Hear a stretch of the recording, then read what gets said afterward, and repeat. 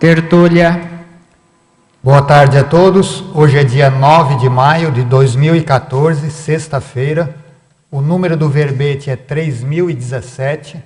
Ele tem 5 páginas, 44 logias e 15 máximos. O título do verbete é Família Consciencial, a especialidade Paraconviviologia. Quem redigiu o verbete é o veterano verbetógrafo. Quantos verbetes você já escreveu? 8 com esse. É o professor Eduardo Martins.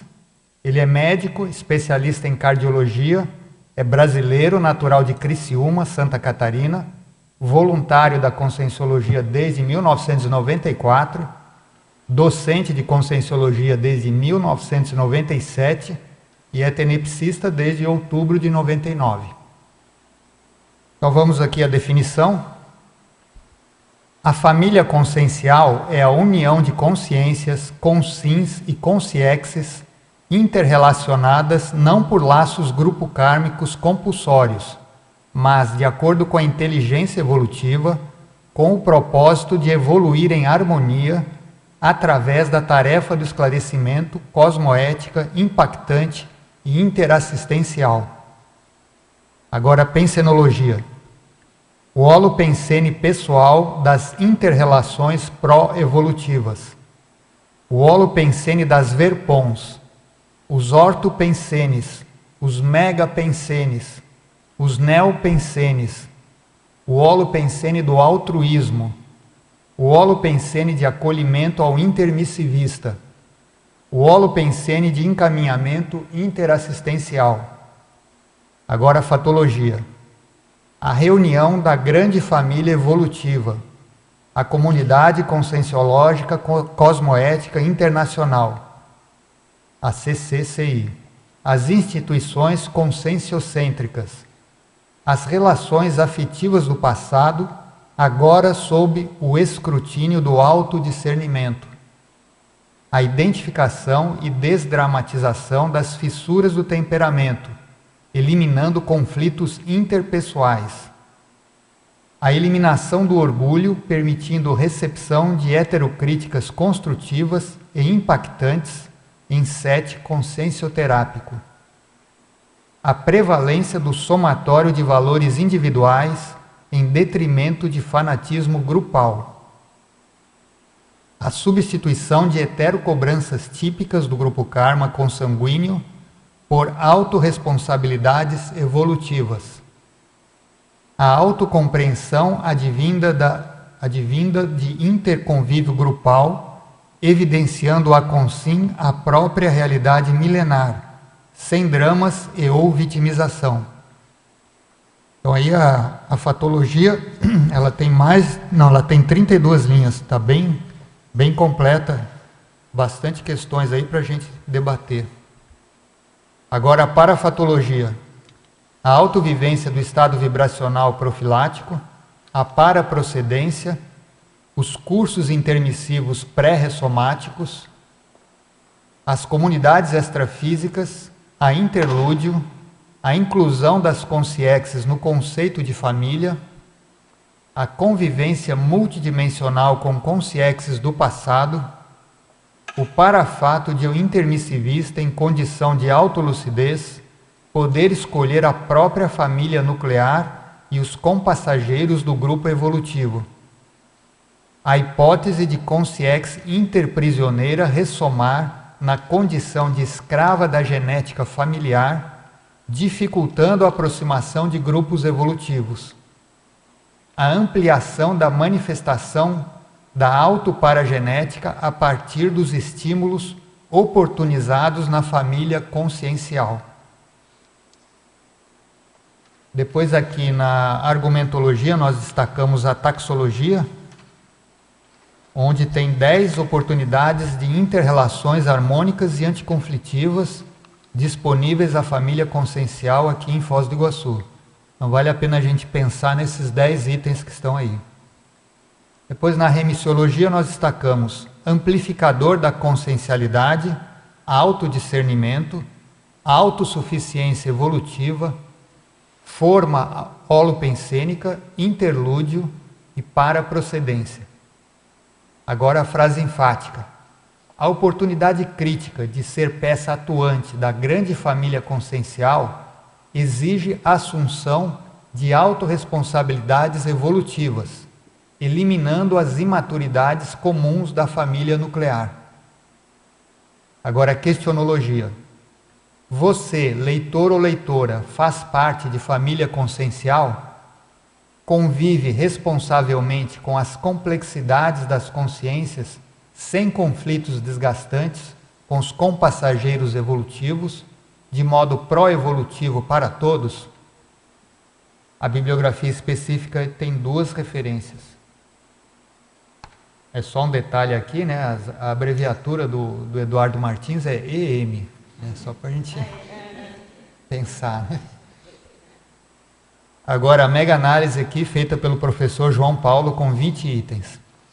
União, acordo, amizade, afinidade, reencontro, reeducação, interrelação, comunidade, paragenética, exemplarismo, harmonização, paraprocedência, intercompreensão, compreensibilidade, interassistencialidade, paraconviviologia, grupo-karmologia, ressomatologia, parasociologia e evoluciologia. Bom, antes da gente ir para as perguntas, nós já temos aqui várias questões aqui de teletertulianos. A gente sempre pede para o verbetógrafo para ele dizer por que ele fez essa pesquisa, o que motivou a estudar esse tema. Esse assunto eu acho ele bem interessante. Quando me veio a ideia de escrever, eu fiquei surpreso por saber que não tinha ainda, não tinha sido escrito ainda, né, sobre família consciencial. E a gente vive falando aqui da família consciencial e tal, né? E bom, né, recentemente eu tive um grande presente, né, que foi a vinda do meu filho, do André. E aí eu como intermissivista, a minha dupla como intermissivista, a gente recebeu um presente, um filho. E aí isso me fez reperspectivar muitas coisas, né? E até mesmo a questão de cobrança, grupo kármico e tal. Então a gente brinca lá em casa que nós vamos botar um cartaz assim no quarto do André. Você não deve nada para os seus pais. Porque a pessoa já nasce assim, com aquele troço de, né, estou devendo e tal. E, enfim, a gente não quer de maneira nenhuma passar isso para ele, mas... Esse foi um dos pontos assim que a gente conversava muito, eu e a Morena, né? E aí várias outras questões de família. Eu tenho uma família muito grande, uma família nuclear, né, que eu estudo muito a minha família por causa dos processos de política e outras variáveis da minha família. Só curiosidade, quantos irmãos você tem? É eu e mais 8. 8 irmãos. São 9 irmãos. E assim, eu já perdi muito da minha ingenuidade com família, né? Então assim, eu não me iludo mais com família, né? E eu sei exatamente o que eu posso ajudar a minha família, estou falando da minha família nuclear, né? Onde eu nasci. O que eu posso ajudar, quais as minhas limitações em ajudar. Então ultimamente tenho tido muito pouco desgaste assim com a minha família, né? Porque justamente eu acho que até certo ponto eu fiquei um pouco mais lúcido assim do que eu posso realmente fazer para ajudá-los, né? E outra coisa que também me chamou a atenção é que é um princípio que a gente conhece há muito tempo na conscienciologia, que é aquele negócio assim, faz a tua parte, faz o que você deve fazer, que o que você está fazendo já vai repercutir na assistência, né?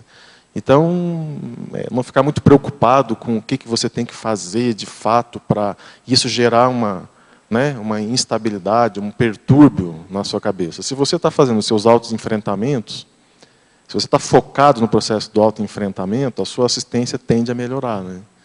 Então, são princípios assim, que quando você leva para dentro de casa, aí agora com a sua própria família, é muito legal, porque muda tudo, né? Fica mais leve, digamos assim, o processo. Essas questões que a gente discute muito lá que me levaram a escrever o verbete, né? Então, vamos lá. Vamos às questões aqui. Essas 2 primeiras são de Curitiba. Ao verbetógrafo, professor Eduardo, em Pensenologia, página 13, penúltima linha. Além dos holopensenes de acolhimento ao intermissivista e de encaminhamento interassistencial, não caberia também a colocação do holopensene de orientação interassistencial? entre parênteses, tríade acolhimento, orientação e encaminhamento? Eu coloquei esse trinômio ali na página 15, né, o trinômio acolhimento, orientação e encaminhamento, pilar da família consciencial, justamente para já atender essa questão. O que eu quis chamar a atenção aqui é assim, a orientação é o esclarecimento, né? A tarefa do esclarecimento, que é muito batida, né? A gente fala muito disso dentro da conscienciologia. Mas, para você fazer o esclarecimento, você precisa acolher. E eu acho que o acolhimento, ele é essencial, ele é o primeiro passo. Então, eu não consigo esclarecer alguém se eu não acolher. E nas técnicas de terapia e de consciência terapia, quando o evoluciente chega com as demandas todas, você não vai esclarecer ele no primeiro atendimento, nem no segundo, às vezes nem no quinto atendimento. Você vai esclarecer ele lá pelo 10º atendimento, 11º, e às vezes nem consegue esclarecer direito. Por quê? Porque o acolhimento que é preciso fazer para ele se sentir à vontade, para a pessoa se distender e tirar as defesas, e se colocar numa condição de assistido, isso é essencial, né? E por isso que eu quis chamar muito a atenção disso. E outra coisa importante ok, foi feito o acolhimento, você vai para o esclarecimento, que é feito todos os dias, né, dentro da conscienciologia.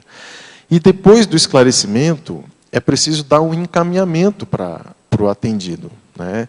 E eu vejo assim, que o encaminhamento ele é muito, muito complexo de fazer também. Todas as 3 etapas são complexas e exigem muitas demandas, né? Mas eu quis dar esse enfoque no primeiro e no terceiro, aqui no processo da pensionologia, justamente para você refletir sobre, depois do atendimento, depois do esclarecimento, existe uma terceira etapa muito essencial, muito importante. Dá para fazer uma analogia na questão médica, né? Às vezes vou atender um paciente lá, um paciente que tem uma cardiopatia, ok, eu atendi, mediquei, fiz diagnóstico, tal, tratei, a pessoa melhorou muito, mas ela tem doença renal. Então eu preciso encaminhar esse paciente para um nefrologista. Ele tem um câncer de próstata, igual essa semana, recentemente, foi até bem interessante, um paciente que a gente fez aqui, o 2º transplante de válvula aórtica, por cateterismo, percutânea, que é uma coisa totalmente nova, né, na medicina. E esse paciente tem câncer de próstata. E ontem ele foi lá e o filho dele falou assim, nossa, agora ele já está até conseguindo pensar no câncer de próstata dele. Tipo assim, né? É a doença prioritária. Né? Exatamente, qual que é a doença prioritária. Então você precisa ter atenção de quais são, depois que você resolve aquele problema principal da consciência, tem os pequenininhos, tem os satélites. E isso vai ter que ser feito um encaminhamento. E aqui na CCCI você tem vários tipos de atendimento, e preceptorias e tudo mais, né? Então eu acho que é bem importante isso. E isso é muito mais próximo da gente do que a gente imagina. Nas conversas, se você tiver atenção, nas conversas você pode ser muito solicitado a um tipo de encaminhamento. Você acha que aqui na CCCI, essa questão do acolhimento, você acha que está num nível razoável ou você acha que ainda precisa melhorar muito? Não, eu acho que, assim, de uma maneira geral, depende muito... porque aqui a gente tem vários grupos dentro da CCCI, né? Você tem grupos que são mais especialistas em acolhimento, você tem grupos que são mais especialistas na tarefa de esclarecimento, mais impactante. Eu até usei esse termo impactante aqui, porque eu considero importante essa questão da impactoterapia. Então, vai mais por uma questão assim, de autocrítica. Eu já vi grupos, né, de ICs falarem isso, a gente precisa melhorar a questão do nosso acolhimento. Eu já vi ICs falando isso, né, a gente precisa melhorar. Mas já vi também, aqui, por exemplo, no CAEC, tem o curso de acolhimento ao intermissivista. Poxa, um troço super bacana isso. É um curso que é aberto, tem toda semana, e quem nunca ouviu falar de conscienciologia vai ser recebido aqui, né, por professores, para fazer visitas aqui dentro das estruturas do CAEC e tal. Eu acho que toda IC deveria ter um curso de acolhimento. Curso de acolhimento aí está, lá, a CIP é o parapsiquista iniciante, na OIC, ao interessado em saúde consciencial. Eu acho que a Apex até tem alguma coisa, não tenho certeza. Mas, enfim, porque o acolhimento ele é essencial. Ele que dá o direcionamento, o ponto de partida para as próximas etapas, né, do processo da assistência. Né? Então, agora em Fatologia, página 14, segunda linha. Poderia exemplificar a viragem intrafísica promovendo ruptura com holopensenes familiares patológicos? Olha, quem me perguntou, eu sugiro ler esse livro aqui, ó, Não se deixe manipular pelos outros. Tá? É do Dr. Wayne Dyer, é um livro antigo. Se você já assistiu os meus outros verbetes, eu sempre falo dele. Então ele meio que acompanha muito a minha bibliografia de estudo. Por quê? Porque eu acho que o núcleo familiar, agora eu estou me referindo à família nuclear, lá onde a gente nasceu, nas questões de laços afetivos, nas dificuldades, tudo mais. Existe muita manipulação. Existe muita manipulação. Então, como que é essa manipulação? É assim, vou dar um exemplo. Eu já dei esse exemplo em tertúlias anteriores, mas, enfim, ele é sempre bem-vindo. Né? Alguém perdeu uma câmera fotográfica na sua casa. A pessoa vira para você, da sua família, e fala assim, onde é que você colocou a câmera fotográfica? Aonde que você colocou a câmera fotográfica? Tá. Você está lá lendo qualquer coisa. A pessoa já chega de cara, é a primeira coisa que ela te fala. Como convive com você todo dia, não te dá bom dia, não te fala nada, ela já chega direto com essa pergunta. Aí, você vai fazer um questionamento para ver o seu nível de vitimização. O seu nível de vitimização, você vai dosar da seguinte maneira. Se você pensar assim, ó, primeira situação, caraca, onde é que eu coloquei a câmera fotográfica? Você é um vitimizado. Você está vitimizado e essa pessoa, provavelmente, ela te manipula a longo tempo. Quando que você não é vitimizado? Quando você vira para a pessoa e fala assim, mas espera aí, por que você está perguntando para mim? Você sabe se fui eu que perdi a câmera? De qual câmera você está falando? E outra coisa, meu amigo, meu irmão, meu pai, sei lá o que foi, agora eu não estou podendo falar, eu estou ocupado, você está percebendo que eu não estou podendo falar agora?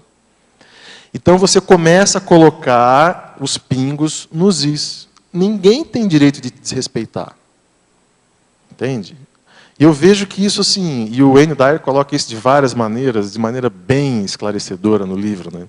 O posicionamento vitimizado. Então, às vezes, nós estamos dentro de um holopensene de vitimização e a gente não percebe. Entende? Quer dizer, você é obrigado a sair procurando a câmera fotográfica que você nem perdeu, você nem viu, nem sabe de que câmera você está falando. Agora, lógico, você pode ter perdido a câmera, você pode, né? Mas, normalmente, a coisa já vem pronta, com o bolo pronto. Então, o que é essa ruptura? É quando você faz o diagnóstico da autovitimização, ou o diagnóstico da autoculpabilidade. A pessoa já se sente culpada de cara, já nasceu culpada. Baixa autoestima. De baixa autoestima. E aí você é uma marionete no núcleo familiar. Sabe? Quem que é você? O que você quer? Né? E isso é um problemão, porque, poxa, existem condições grupo-kármicas pesadíssimas. Né? Existem interferências, existem intrusões no núcleo familiar que são difíceis. E você precisa ser forte mesmo para você falar, não, isso não é por aí. E aí, essa ruptura, normalmente, quando a pessoa faz, ela é uma ruptura silenciosa. E, às vezes, permite que ela bata a asa, entende? Né? Ela bata a asa, vai viver, tocar a sua vida e tal, lá pelos 17, 18 anos, né? 20, enfim. Eu acho que essa ruptura não significa brigar com ninguém. Não é brigar. Nem se indispor com ninguém. Não é brigar, né? Não é brigar. A ruptura, ela vem naturalmente dessa conscientização. Né? Você torna consciente. Poxa, quer ver uma outra coisa? Você se justifica para as pessoas. Então, alguém chega para você vai conversar com a pessoa e fala, então, você viu que eu fiz aquilo? Por que você está tendo que exaltar uma coisa que você fez? Então, quando você percebe que você está fazendo isso, qual que é o primeiro diagnóstico? Aquela pessoa é mais importante do que você. Ou seja, você está precisando mostrar para aquela pessoa que você fez algo muito bom. Ou que você está justificando alguma coisa para aquela pessoa. Por quê? Essa que é a pergunta. Por que você está se justificando? Entende? Então, nesse ponto, você está colocando essa pessoa num patamar superior. Logo, você está num patamar inferior. Então, você está vitimizado, você está, de novo, se justificando. Então, esses são alguns dos pontos que o Wayne Dyer coloca, né, e que, na verdade, faz parte do estudo da vitimização. Isso é seríssimo. Eu acho, falando de família, eu acho que esse é o ponto principal. É assim, um dos pontos principais. Porque a hora que você corta a vitimização, você vê como que, poxa, como que você flui melhor. Entende? Quando você dá valor para você mesmo, para as suas questões, para o seu processo, como que isso flui, como que, sabe, você se posiciona melhor perante os outros, perante as pessoas e perante você mesmo, né? Agora, professor Eduardo, essa agora é da Alemanha. Uma pergunta da Alemanha. Professor Eduardo, em Parafatologia, página 14, quarta linha. Poderia expandir o parafato de o intermissivista em condição de autolucidez, poder escolher a própria família nuclear e os compassageiros do grupo evolutivo? Tá, eu queria, antes de falar exatamente dessa questão, fazer um contraponto assim, em relação ao processo do curso intermissivo e das séries existenciais, né? Isso até é uma questão de umas reflexões mais recentes que eu tenho feito sobre isso. Eu acho que eu, pessoalmente, tinha uma ilusão e, até certo ponto, um pouco de ingenuidade no entendimento do curso intermissivo. E, de uns tempos para cá, eu tive algumas retrocognições que me mostraram, inclusive, a minha relação dentro da minha família, enfim.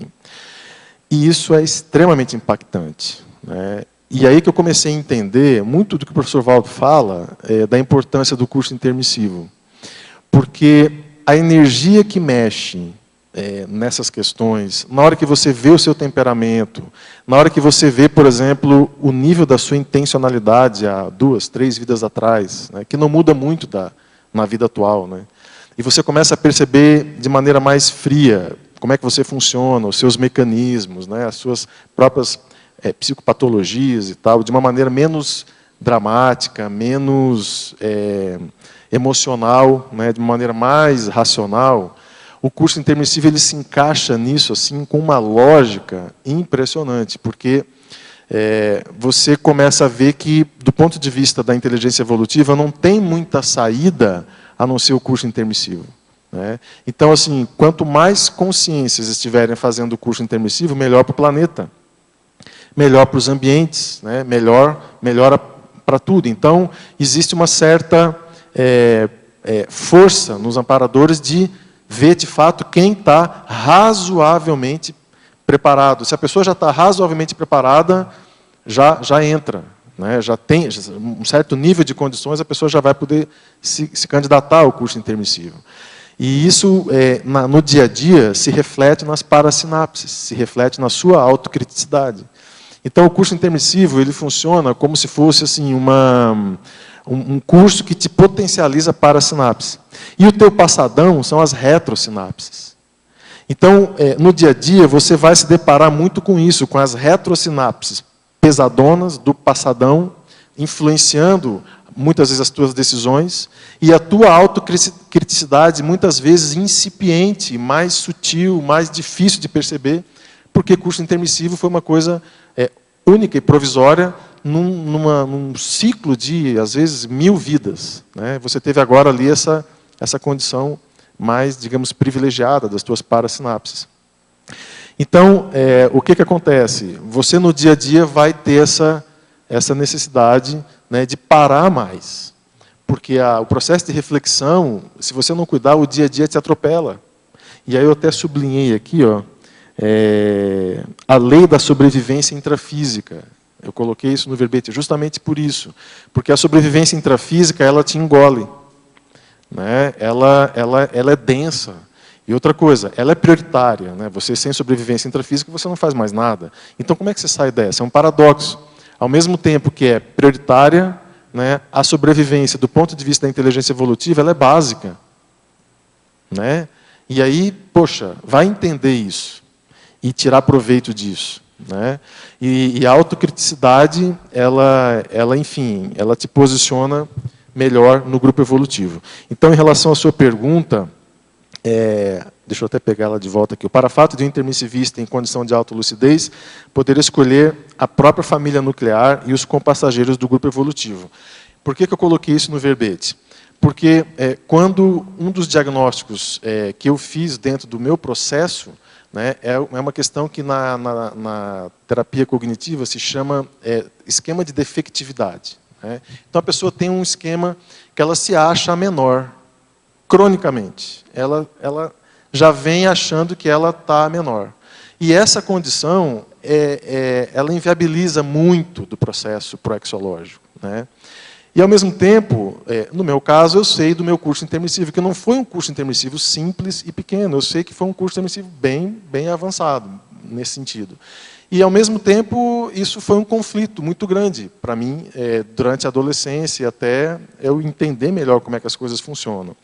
Quando eu descobri essa condição, que é um núcleo, né, intraconsciencial, isso, automaticamente, no início, eu comecei a culpar os meus pais, por causa da minha educação mais repressora, a questão da mesologia, de onde eu nasci e tal. E isso, eu acho bem importante trazer isso aqui, porque é impressionante como isso inviabiliza mesmo. Né? A pessoa começa a culpar os outros, por ser daquele jeito. E aí ela comete um erro grave. Esse erro é um erro que está dentro de uma técnica de higiene consciencial, que é a técnica de assunção da responsabilidade afetiva. Ou seja, você assumir a responsabilidade pelo que você sente, pelas suas emoções. Isso é responsabilidade sua, não é de mais ninguém. Então, se você está deprimido, a responsabilidade é sua. Não é do seu marido ou da sua esposa que quis separar de você. E a repressão acontece porque você se deixou reprimir. Entendeu? Porque é difícil a pessoa É difícil entender isso. E eu estou falando isso assim, com vivência da situação, assim, realmente eu sei que é difícil. Porque a pessoa está sentindo aquilo. Ela sente, por exemplo, uma raiva do pai ou da mãe. Entende? Ou ela sente um constrangimento por ter sofrido uma situação X qualquer. Entende? E aquilo fica com a pessoa. E ela alimenta aquilo, sabe? E se ela não consegue enxergar, aquilo pode evoluir para uma vingança, para calúnia, entende? Não tem limite. A loucura não tem limite. Então, qual que é, assim, o primeiro passo disso? Primeira coisa, dentro desse item, você escolheu os seus pais. Você escolheu os seus pais. Então, veja. Olha só, e aí vai chegar, não sei se o Rui já chegou, o Rui está para chegar aí, mas o Rui estuda os retroesquemas disfuncionais. A gente fala isso no curso de higiene consciencial. Tá? Então, veja, amigo, o seu esquema, ele é multiexistencial. Ele não é dessa vida. Você se acha a menor, você tem uma autoimagem, um autoconceito distorcido, não é dessa vida. Então, não adianta culpar o papai e a mamãe. Não perca o seu tempo com isso. Assuma a responsabilidade pelo que você está sentindo. Pare de culpar os outros. As brigas, as mágoas, elas só se perpetuam porque a pessoa culpa o outro. Culpa outra pessoa. Essa é a gênese do conflito. Os conflitos se perpetuam assim. Enquanto você não falar, olha, ok, eu errei nessa parte aqui, é responsabilidade minha desse ponto. A coisa vai. E aonde que eu acho assim, que, no meu caso, por exemplo, deu uma viragem na situação? O dia e que eu comecei a estudar a fundo esse assunto, e eu vi que eu não queria culpar os meus pais, mas lá dentro de mim eu falava, pô, mas foi uma sacanagem, né? Não precisava ter feito isso, né? A educação repressora e tal, né? Eu pensava, mas ao mesmo tempo eu pensava, não, vamos poupar, meu pai me ajudou muito, não posso pensar isso dele e tal. Então, eu vivia num conflito com isso. Aí, um dia, eu estava num curso, numa imersão progessioterápica da OIC, e esse assunto já, eu trabalhando ele muito com o processo de autopesquisa e tal, estudando, vendo que saída que eu tinha para isso na minha cabeça, como é que eu ia resolver essa condição. E a Consex falou assim, o seu caso é o seguinte, diz respeito ao seu passado. A sua família só serviu de agente predisponente. aquilo foi assim acachapante, né? Porque o que aconteceu? Eu escolhi essa família porque eu precisava que isso viesse à tona para mim, para eu poder estudar. Senão, imagina, se eu não viesse de uma família assim, eu, com a força, digamos assim, de energia e o meu processo, até certo ponto eu precisava ser contido um pouco na minha adolescência, na minha infância e tal, justamente para dosar um pouco a situação. E a hora que eu entendi isso foi uma... É como se você faz uma libertação, né? Você liberta as pessoas, liberta os laços afetivos, você passa a encaixar as coisas, né? Você queria perguntar? Uhum. Pois não? Eduardo, por gentileza. Aqui você já falou sobre os esquemas disfuncionais da infância, né, gerando distorções cognitivas, mas também queria perguntar assim, na hipótese da consciência interprisioneira ressomar na condição de escrava da genética familiar. Você podia ampliar isso aí para a gente, por favor? Isso aqui eu acho também interessante, porque a paragenética ela depende da sua lucidez, né, e da sua cosmoética, do saldo da sua ficha evolutiva. Então, se você tem uma ficha evolutiva mais, digamos, enfim, 0,05% favorável lá, tem um ponto seu lá que te ajudou muito no curso intermissivo. A sua paragenética tende a ter um pouco mais de influência no seu processo. A pessoa que não tem curso intermissivo, que está lá nas retrancas e nas convalescências e nas coisas enroladas, emboladas de séries existenciais e tal, a tendência é ela vir mais escrava da genética dos pais. Isso fica bem claro de entender quando você coloca, por exemplo, o serenismo. Então, um serenão, o nível de lucidez do serenão, a situação toda, ele manipula a paragenética dele. Por exemplo, aquele serenão que o professor Valdo fala muito aí sobre o reurbanizador, né? Ele era um idiota, oligofrênico, idiotia, né? Sofria de idiotia no corpo físico. Mas aquilo foi proposital. Então, ele promoveu aquilo nele. Ele queria ter um corpo só para servir de energia, ele não queria gastar energia com outras coisas. Então, ele promoveu aquilo. Aquilo é porque o nível de lucidez dele, naquele patamar, né, máximo, top, ele consegue manipular a situação. No nosso caso, você começa a ter assim, o início do princípio rudimentar do que isso pode acontecer. Então, na minha análise, uma hipótese, né, algumas coisas, a consciência ali, algum item ou outro, você, né, conseguiu mexer em função da sua paragenética, de maior lucidez e tal, no extrafísico. O restante, né, é uma questão mesmo de genética familiar. Mas, por exemplo, assim, na questão desse paradoxo com a família e a recuperação de cons, né, que eu consegui ter acesso, né, a essa possibilidade. Mas eu vejo que também tem essa questão também da educação repressora com a minha família, entendeu? Uhum. Não só pelo fato que eles não têm um conhecimento básico, né, mas também por causa de uma educação religiosa.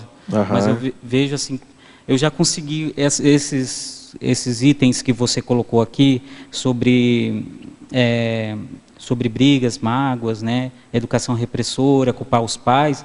Eu percebi isso que em vidas passadas, né, eu tive alguma coisa que eu também fui o algoz, né? Uhum. E nessa vida eu eu me sinto assim, inclusive eu estava conversando aqui com a colega do lado, que para sair desse vínculo familiar está mexendo comigo, entendeu?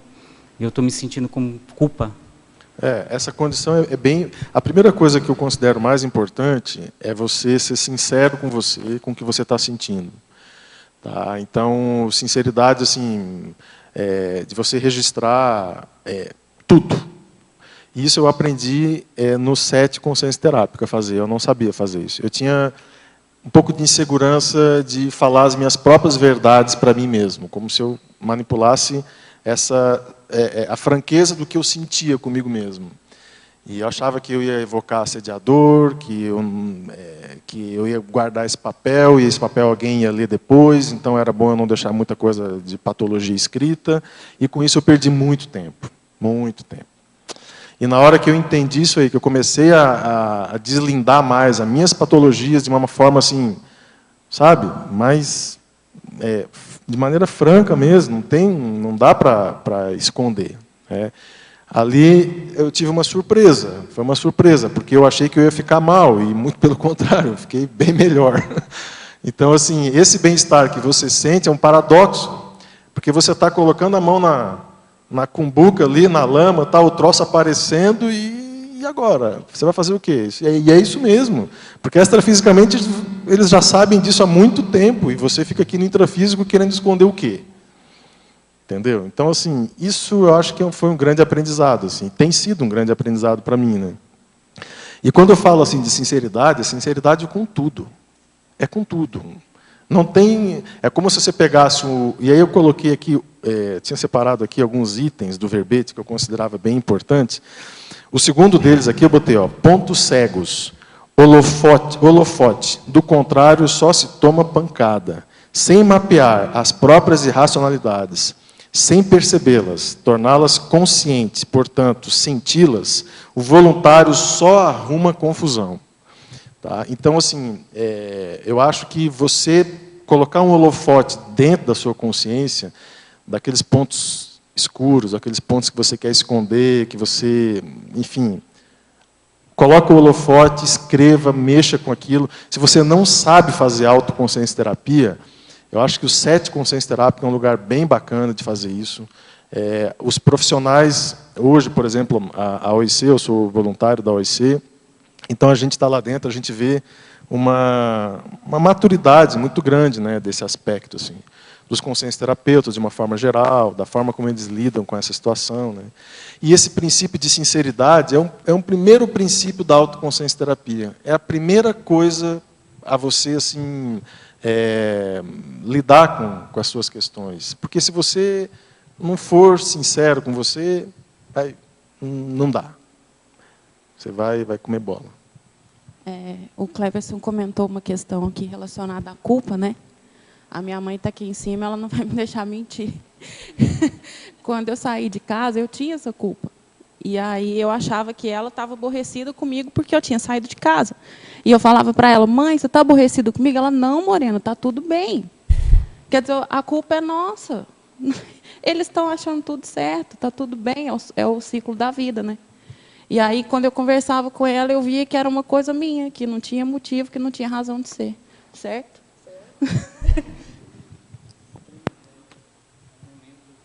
É um momento assim que estou sentindo muito fragilizado, entendeu?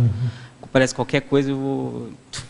É o seguinte, isso que o Eduardo falou. Se você consegue se virar sozinho, tudo bem. Se não, procura ajuda. Não, isso eu consigo. Além da consciência terapia, eu acho que ajuda muito a conscienciometria também. Bem, agora, assim, só para você força. pensar nessa condição que você está colocando, é bem positivo esse momento que você está passando, porque quando você está orientado num caminho errado, tá, para você fazer a reorientação, você vai precisar parar. E você vai precisar rever alguns valores seus. E nessa hora você entra em crise. E a crise ela é bem importante para você reperspectivar novos valores. Tá?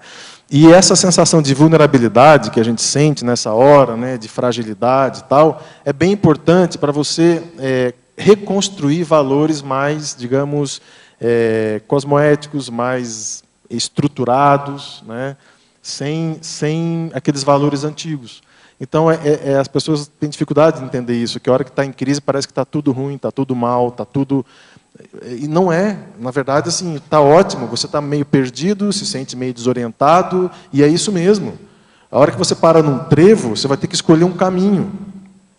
Se você é muito melhor você estar passando por uma condição de desorientação, entre aspas, momentânea, um processo de vulnerabilidade nesse aspecto, porque a hora que você acertar o caminho, você vai ser muito mais, digamos, autocrítico e flexível do que pelo caminho anterior. Né? Ainda mais saindo de um processo de família, com tudo que você colocou aí. Eu acho bem importante isso. Então vamos continuar aqui. Essa pergunta é meio parecida com a anterior, que você respondeu, mas tem umas coisas diferentes. Então, professor Eduardo, Fatologia, página 14, segunda linha. Como conquistar a viragem intrafísica, promovendo ruptura com holopensenes familiares patológicos? Você já respondeu, mas tem uma outra parte que ela pergunta aqui. É de Nova Friburgo, no Rio de Janeiro. tendo na família um único membro preocupado com a sua autoevolução. É possível chegar a esta virada familiar, mesmo agindo sozinho no plano físico? Mas a ação é sozinha, esse que é o ponto. Só depende de você, não depende de mais ninguém. Então, é perfeita, e, assim, e só é possível dessa maneira, não tem outra maneira. Você não vai conseguir fazer uma viragem intrafísica porque a sua mãe tomou uma decisão X na vida dela. A viragem é sua. Quem sente a situação é você. A compreensão é sua. E aí, nesse aspecto, você vai precisar analisar assim, o seu momento atual, né? Então, se você está em crise, ou se você está muito feliz com tudo que aconteceu na sua vida, ou se você não está muito feliz, você está meio deprê, está mais para baixo. E aí, existem várias técnicas para você utilizar nesse momento, né? Eu acho que uma das técnicas importantes, né, nessa hora é você separar o que é seu do que é da sua família. Tá? E assim, eu fiz isso na minha família, justamente para entender a minha paragenética. Eu fui estudar que padrão que é repetitivo na minha família. Né? O que de fato é da minha família, o que diz respeito ao meu passado. E o que de fato é meu, intraconsciencialmente meu. Né? E aí já é o seu curso intermissivo, já é a sua paragenética. Então, você fazendo isso, por exemplo, você vai tirar aquela condição de interfusões, né, da sua mãe, do seu pai, de como que eles te chamam, por exemplo, meu bebê, meu não sei o quê. Né? Tudo técnicas para você ser eternamente aquele bebezinho no colo da sua mãe e do seu pai. Né?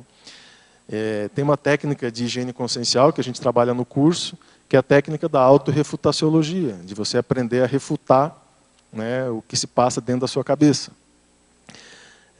Aprender a ser crítico com o que se passa dentro da sua cabeça. Né? E nessa questão, eu trouxe até uma outra variável aqui, que é um outro item que diz respeito a essa autocriticidade, que é o seguinte, é um assunto que parece diferente, mas no final vocês vão ver onde é que eu quero chegar. Né? Eu tinha feito uma anotação aqui, que é assim, ó, por exemplo, né, a nossa relação aqui com o professor Valdo. O professor Valdo, ele já fez, em muitos casos, mais do que papai e mamãe já fizeram pela pessoa, tá certo? Em termos de assistência extrafísica, resgate, desassédio, tal. Quer dizer, os nossos pais não tinham essa capacidade, né? E aí, onde é que eu quero chegar? Mas é importante você pontuar que você tem um pai e uma mãe. Né? E isso eu estou colocando porque ocorre muita distorção, eu coloquei isso no verbete. Muita distorção na CCCI, na família consciencial, de epicom irmão, epicom que a pessoa vê como pai, entende? E onde é que está isso? Isso está numa carência afetiva familiar, que é bastante comum de acontecer, né? Em função das inúmeras dificuldades e mazelas que acontecem no seio da família nuclear. Então, onde é que eu quero chegar? É preciso diagnosticar o nível de carência afetiva familiar e ter lucidez para isso, para evitar a perda da autocriticidade. Que eu acho que a autocriticidade ela é muito importante para você pontuar o que é a sua vida afetiva, a sua vida pessoal, né, o seu seio ali familiar, da sua família evolutiva, a sua dupla, a sua casa e tal, os seus gostos, você cuidar das plantas, dos seus bichos e tal, isso é a sua vida pessoal. Né? E é importante você ter a sua vida pessoal. Né? O professor Valdo tem a vida pessoal dele, outros epicons aqui têm as vidas pessoais deles, né? E tem a vida evolutiva, né, aqui do grupo familiar, da família evolutiva. Então, a hora que você começa a entender essa condição, né, do que é seu, o que é a sua vida pessoal, o que é os seus valores, né, como é que você funciona, poxa, você delimita, você não troca mais as bolas. Porque na hora que você troca as bolas, você perde a criticidade. Porque, imagina, se você vê um epicom como o seu pai, tem alguma coisa de errado nisso. Né? Aliás, está tudo errado. Como seu pai, como seu mestre, seu guru. Mestre, guru, sábio, exatamente. Né? E aí não tem mais criticidade, e aí perdeu o sentido da conscienciologia. Pô. Então, se a sua proex ela é individual, ela depende dos seus pensamentos. das suas decisões, das suas ideias, e não das ideias dos outros. Sabe? E só que quando você chega numa condição de dificuldade com a família, a primeira coisa que a pessoa pensa é, puxa, encontrei a minha família. Legal, realmente, concordo. É a sua família. Mas não é a sua família nuclear. É a sua família evolutiva. Entende? Então é importante você dosar a questão do afeto, né? Você acertar esses ponteiros, esses parafusos. Porque senão bate pino. Só dá murro em ponta de faca. Judite, você queria perguntar?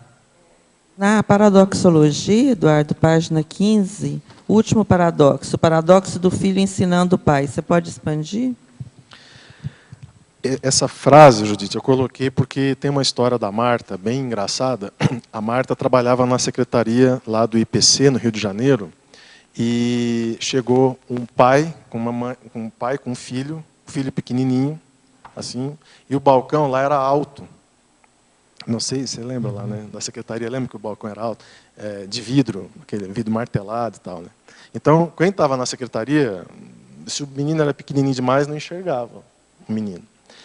E aí chegou o pai com um filho, mão dada, né? Filho pequenininho e tal.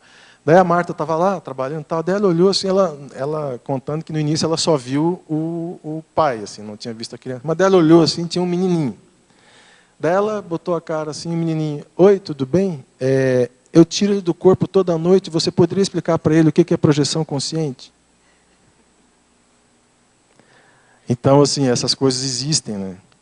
E, então, a questão do filho ensinar o pai tem essas variáveis evolutivas e tal, e tem, por exemplo, as coisas que a própria educação e a responsabilidade de um filho ensinam o pai e a mãe, né? E tem aquela história que às vezes o filho fez curso intermissivo e o pai não. Então ele é mais maduro do que o pai. Exatamente. Isso acontece também, né? Eu coloquei isso como do que o pai chega turbinado. Deixa eu só fazer uma pergunta aqui, já, aproveitando a sincronicidade da chegada do Rui. A pergunta é de Campo Grande, Mato Grosso do Sul. Professor Eduardo, em Tecnologia, página 14, final da terceira linha, poderia explicar a técnica de autodiagnóstico dos esquemas e retroesquemas disfuncionais? Então, o Rui está aí, né? Mas eu vou explicar e depois eu passo a palavra para ele dar uma complementada aí, que isso é o tema que ele trabalha e é especialista no assunto. Mas o que acontece? Esquema é uma crença, tá? Esquema é um modus operandi que a pessoa desenvolve em função de uma realidade que ela estava vivendo, né? Então, por exemplo, o pai é alcoólatra, chega em casa toda noite bêbado, né? E aí a criança fica com medo e vai para o quarto, se esconde do pai porque o pai está bêbado. Aí a criança vai crescendo, lá com 23 anos, alguém bate a porta, ele tem medo e se esconde. O cara com 23 anos. Um exemplo para a pessoa ter uma ideia. Então, veja, a pessoa desenvolveu uma crença lá na infância, né, de que o pai dela é perigoso e machuca, né? Então, se o pai é perigoso e machuca, no universo da criança o pai tem um peso muito grande, o adulto pode fazer uma transposição fácil de que pai e vida é muito difícil, é muito perigoso, né? A pessoa faz uma interpretação e pode chegar na idade adulta com a crença, com esse esquema desenvolvido, de que não só agora o pai, mas outras coisas transmutadas são perigosas, e aí ele começa a funcionar se defendendo e de tudo que pode para ter o cuidado, né, em função dessa ideia que ele traz desde pequeno. E eu dei o exemplo aqui da defectividade, né, que é essa questão dessa crença da pessoa, por exemplo, se achar defectiva, se achar defeituosa, sem valor e tudo mais. E a gente, dentro da conscienciologia, não dá para ser ingênuo de achar que isso foi desenvolvido só numa vida, né?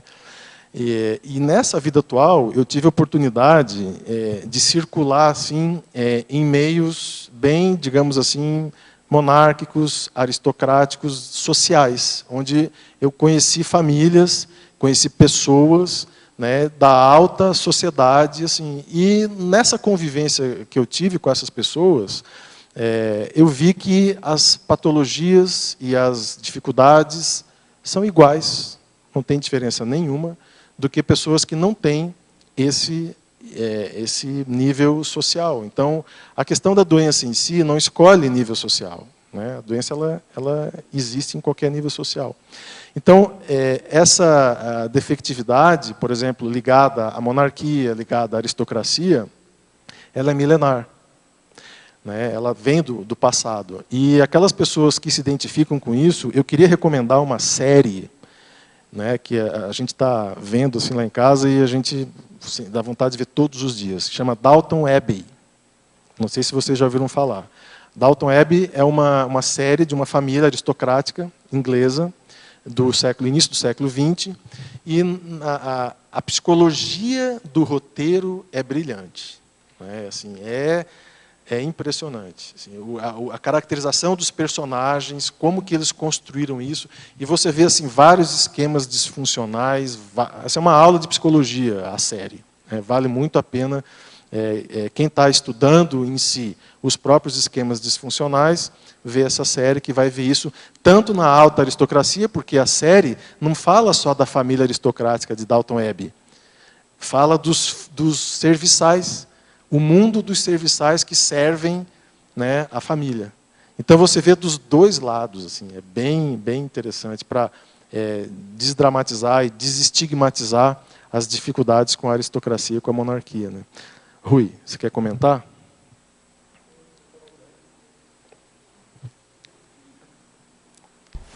Aqui, em relação a isso também, com técnica de diagnóstico, né, desses padrões aí, esquemáticos, a gente poderia observar assim na vida, na nossa, nas outras pessoas, quais são os temas que são mais recorrentes. Então, é aquela história que fica se repetindo, igual um bolero, né, o bolero de Ravel, né, o trecho da música é bem curtinho, mas é uma música que dura quase 20 minutos. Né? Você está escutando sempre a mesma coisa, só que põe uns instrumentos a mais e sobe o tom, etc. e tal. E parece que está sempre se renovando, mas não está renovando nada. Né? O tema é o mesmo. Então, é mais ou menos como a vida, às vezes, de algumas pessoas, de nós mesmos. Certas coisas estão sempre acontecendo e sempre sendo interpretadas e vistas do mesmo modo. Muda as pessoas, muda o contexto e aquele tema se repete. Então, para uns é o tema do ostracismo, que estão sempre me rejeitando, me deixando de lado, o medo de ser, né, retirado do grupo, o outro é o medo da rejeição, o medo do fracasso, o outro está sempre vendo problemas nos relacionamentos pessoais, né, na convivência, sempre batendo de frente, que não é compreendido, e você vê que aquilo é recorrente, né? São muitos contextos que isso já se repetiu, e às vezes contextos diferentes, do tipo, às vezes a pessoa tem isso na família, tem no trabalho, tem nas relações sociais em geral, né? Então é uma forma da gente ficar mais consciente, né, de quais são esses esquemas disfuncionais que estão orientando, às vezes mal, né, as atitudes, as interpretações, as tomadas de decisão que a gente tem no cotidiano. E às vezes isso não tem base só nessa vida, como o Eduardo falou, né? Esse tema repetitivo, esse apego a algum conceito ou generalização que a pessoa tenha feito em alguma experiência, essa experiência pode ser remota também, né? A pessoa já vem algumas vidas, às vezes, nesse padrão, nesse viés, e a coisa é tão forte que basta um elemento nessa vida, um evento na infância, às vezes, na adolescência, que faz a pessoa resgatar aquele padrão, como se ele voltasse, né? Ele faz uma espécie de refluxo do padrão e a pessoa começa a repetir de novo, né? Ter o mesmo tipo de perspectiva sobre as coisas e acabando tendo distorções e atitudes derrotistas que tornam a coisa ainda mais, recrudesce ainda mais, né? Fica cada vez mais difícil a pessoa sair desse processo. Muito bem. Só um instantinho, depois a gente passa. Ainda da mesma pessoa, em tecnologia também, a técnica de eliminação dos bagulhos energéticos.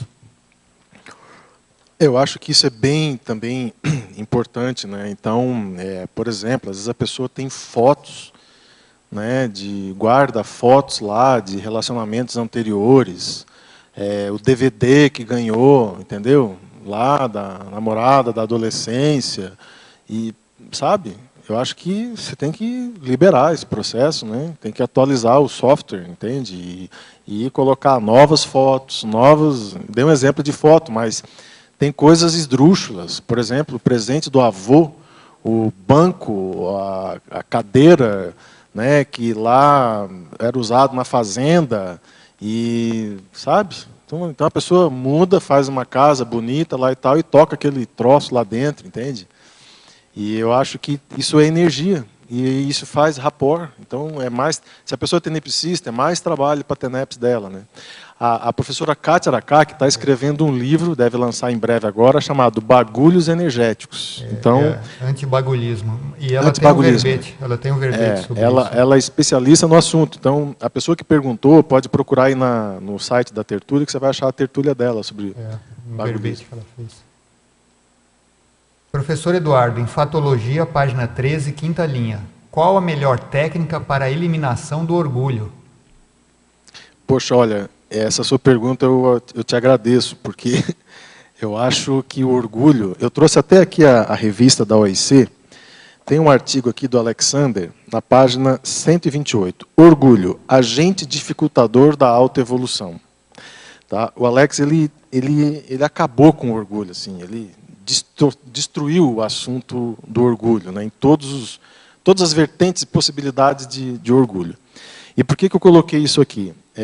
Eu durante muito tempo, né, gostei e gosto muito do SET consciência terápico, da consciência terapia, e recentemente eu comecei um trabalho mais aprofundado do processo consciência terápico, com outros objetivos dentro da consciência terapia. E eu fiz um tipo de atendimento chamado atendimento intensivo. Você chega com um ponto, né, e aquele ponto principal seu, e você vai trabalhar isso durante uma semana, né, de uma forma assim, bem intensiva. E os dois evolucientes que me atenderam sempre foram meus grandes amigos, né, de convívio, assim. Dois consciência terapeutas. Consciência terapeutas, Então, poxa, a hora que eu cheguei lá, que eu sentei, eu olhei para os dois e falei, cara, que vergonha. Aí eu falei, desculpa, não tem mais volta agora. Agora nós vamos com tudo. E foi bem interessante, porque esse amigo meu, que foi meu consciência terapeuta, ele fez uma abordagem foi uma virada. Do ponto de vista assim, da abordagem, foi muito legal. Foi muito séria e foi impactante e tal, e me ajudou demais. Né? E depois, quando terminou a situação, eu saí com aquela condição, poxa, e agora como é que vai ser? Né? Amizade e tal. E eu tenho certeza que se eu pensei isso, várias pessoas aqui da Cognópolis deixam de fazer consciência terapia por esse motivo, porque conhece vários amigos que são consciência terapeutas, entende? E que não quer ir lá porque chega lá, o amigo vai ficar, entendeu? O que ele vai pensar? O que ele vai pensar?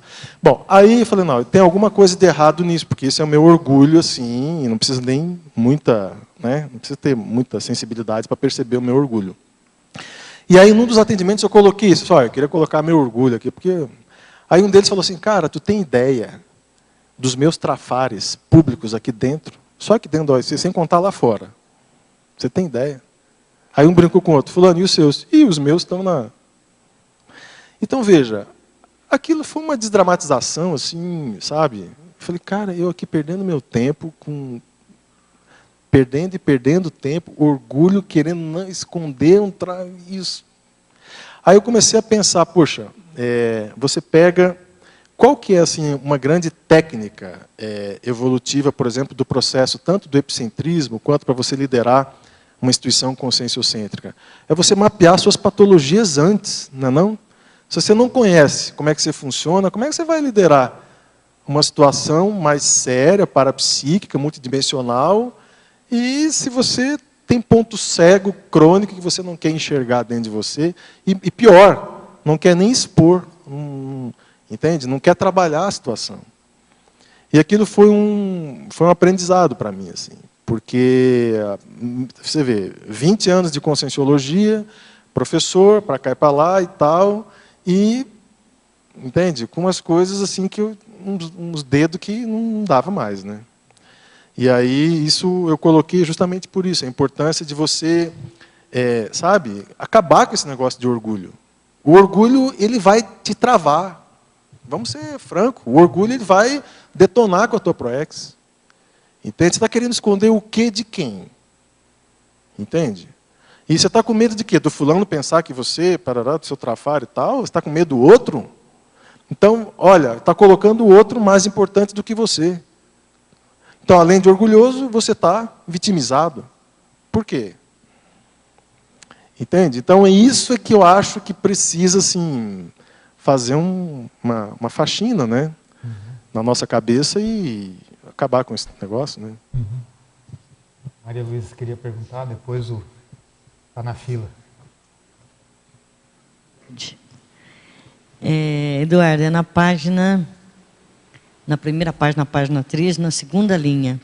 As relações afetivas do passado, agora, sob o escrutínio do autodiscernimento. Você poderia falar um pouquinho?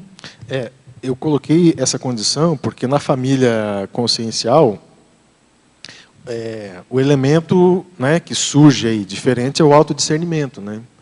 Porque na família nuclear é aquele bololô, né, de quem manda, quem obedece, e acabou, né? E aí as relações afetivas, elas tendem a ser mais sofredoras. A pessoa acaba sofrendo mais, porque ela, nessa condição de vitimização, ela não tem autodiscernimento.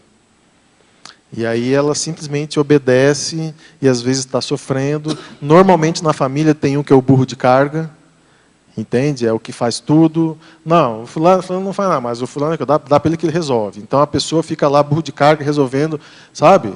Tem que ir em banco, tem que ir em mercado, tem que não sei o quê, tem que não sei o quê.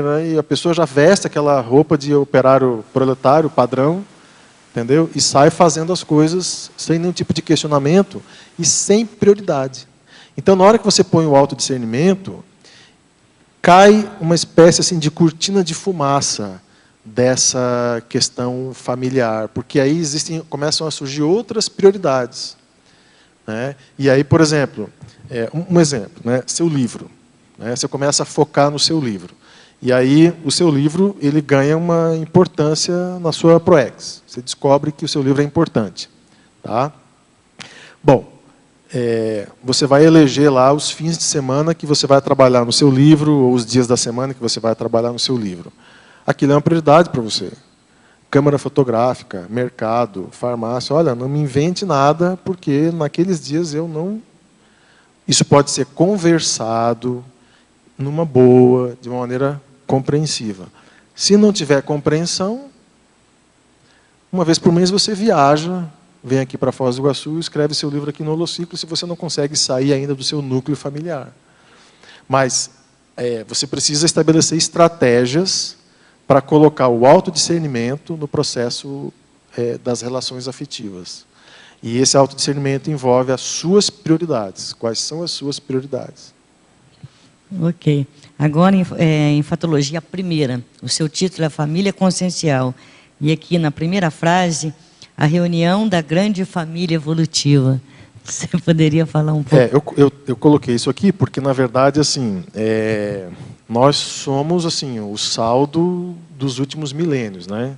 E se a gente olhar bem e enxergar bem a realidade, nós temos dentro da Conscienciologia os grandes líderes do passado, estão aqui. Tá? Grandes líderes, caciques, índios, está todo mundo junto. Né? Então, você não pode ignorar uma condição dessa.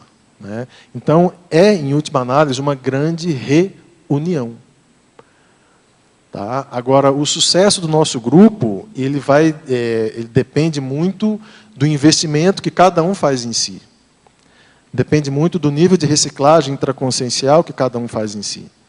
Por exemplo, tá, eu tenho um trabalho voluntário, né? Se eu focar só os resultados do meu trabalho voluntariado, né? Então, os projetos que eu desenvolvo, os resultados e tal que eu estou envolvido, se eu não pensar no meu temperamento, que demanda tanta energia quanto profissão, voluntário, qualquer outra demanda da vida humana, o estudo do temperamento é uma demanda, sabe, complexa, que exige muito da pessoa.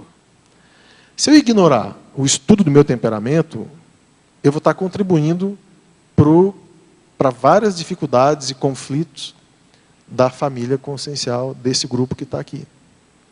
Então, e é difícil de fazer isso. Você vê, hoje, né, século XX, nós estamos aqui, poxa, a conscienciologia super estabelecida, e eu escuto numa reunião de voluntário de que na OIC, não vou para lá porque lá, imagine, para consciência terapia é coisa de doido. Então, quando você escuta uma coisa dessa, você pensa assim, puxa vida, é duro, né? É duro ouvir isso, porque, poxa, a pessoa não tem a menor ideia do que a pessoa está falando. Entende? E aí o que você faz? Você deixa, né? Cada um sabe de si, né? Ok, obrigada.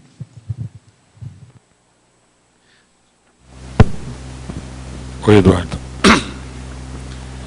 O Eduardo, é o seguinte, o tema do seu verbete é família consciencial. E eu queria ver se a gente poderia falar alguma coisa justamente sobre a antonimologia dela, que é a família nuclear. Oba! Sabe aquela família que começa com pai e mãe, não tem conhecimento de pais, de avós, nem maternos e nem paternos. E ela vai bem assim até quando chega nos netos. Daí para frente começa aquela degradação. Eu queria saber se nessas suas pesquisas que você vem desenvolvendo há tanto tempo, se existe alguma medida profilática que a gente possa interferir? O que você chama de degradação? O que degradou aí? O que estava certo, que ficou errado? O pai e a mãe eram bons, os filhos, que seriam tinha uma os irmãos, certa harmonia na família, e aí chegaram os netos e os netos acabou com a harmonia? É sexo, droga, rock and roll e por aí afora. Isso aí eu acho é uma condição assim, dos pais, da educação dos pais, né? Eu acho o que pode ser feito é o exemplarismo. E a gente estava conversando isso hoje no carro, eu e a Morena, né, sobre o André e tal, como é que a gente vai educar, as questões e tal. Eu lembrei do pai de um amigo meu, de infância, um grande amigo meu até hoje, desde pequenininho, eu até dizia que a família dele era a minha segunda família, né, que a gente vivia junto, brincando e tal. E o pai dele, o engenheiro lá, o Reuter, era uma pessoa assim, admirável, né, a forma racional como ele tocava as coisas da família deles. E uma vez, esse meu amigo, né, ele bateu o carro. Sem querer lá e tal, mas foi uma situação meio crítica e tal. E aí a gente estava conversando com ele, e aí, cara, o que o teu pai falou? Não, cara, ele marcou uma reunião para amanhã. Cara, tô ferrado, cara. Cara, meu pai fala, cara, quando ele marca essas conversas, cara, pá, bicho. Mas o que ele faz? Não, cara, é conversa, né? Então, não é fácil, cara. Então, veja, ele marcou uma reunião para amanhã. Aquilo, sabe, eu achei o máximo aquilo. Porque o que acontece? Ele deixa o filho fritando os neurônios. Entendeu? Ele deixa o filho fritando os neurônios. O que ele vai me falar? Né? E eu errei. Então, dá tempo para ele pensar em tudo que ele fez. E aí tá, e no dia seguinte eles tiveram a conversa lá e tal, né? Mas como é que foi essa conversa? Primeiro, isso já me contou de outras questões. Ele perguntava assim, o que você pensa sobre o que você fez? O que você pensa sobre o que você fez? Então, veja, se o cara é um pirado, que não quer nada com nada, entendeu? Fala, pai, pô, aí você toma uma atitude. Se o filho fala, pai, foi uma M, eu errei nisso. Se tem um certo nível de criticidade, a tua abordagem é outra. Né? Se o menino usa droga, tem que internar. Eu tenho um paciente que o filho dele foi preso. Tá? E você vê que essas realidades começam a chegar perto de você. Poxa, o filho do cara está preso ainda. Uma situação lá que aconteceu, o cara está preso. Então, toda vez que ele vem no consultório, eu vejo lá as questões dele, uma série de doenças de coração que ele tem, e a gente conversa um monte sobre o filho dele, como é que ele está, a relação dele com o filho dele e tal. Poxa, ele só consegue escrever por carta, o filho está preso, entende? Não tem celular, não tem e-mail, não tem como conversar com o filho dele. Entende? Então, assim, as mazelas, começou a usar droga, interna. Caiu na promiscuidade, nas loucuras do sexo, interna. O que você vai fazer? Então, assim, a questão e tem que tomar cuidado também, porque às vezes o pai ou a mãe não conversa, já sai internando direto, e não é assim, né? Então, um filho que entra numa dessa, a decisão não foi recente, né? Aguda. Tem um histórico por trás. Entendeu? Então, outra coisa que a gente conversa muito lá em casa, né? É o afeto. Então, o filho ele precisa saber que o pai dele ama ele, que a mãe dele ama ele, e que ele é um cara amado, que tem muito amor. Uma criança que está se formando, do ponto de vista do afeto, lá na frente, isso é o quê? Isso é a sexualidade sadia. Entende? Eu tenho afeto, tenho amor aqui. E não é um cala a boca, fica quieto, vai brincar, vai não sei o quê, não, cai fora, hoje não quero, não pode, não dá. Lógico, lá na frente, isso tudo tem um preço, né? Então, se o cara já tem um esquema disfuncional do passado, e você tem lucidez disso, nessa vida o que você faz? Você consegue corrigir, tentar minimizar um pouco esse esquema dessa criança, desse filho, né? Se você não tem essa lucidez, o pai não tem curso intermissivo, não tem nada, é sempre mais difícil, né?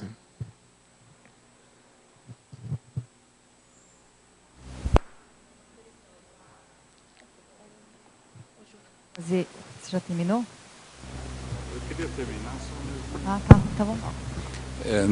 numa outra abordagem, será que esse povo que chegou depois não estaria envolvido aí nessas com os réus que estão aparecendo e que... Tem, né? Isso existe. E é duro, porque quando você vê que isso acontece na sua família e você não consegue ajudar, você tem que abençoar. Não dá. Eu acho assim, dentro daquela linha que eu estava falando no início, essa lucidez, né, que eu tive com a minha família e tal, eu sei que tem coisas que eu não posso ajudar. Eu não consigo ajudar.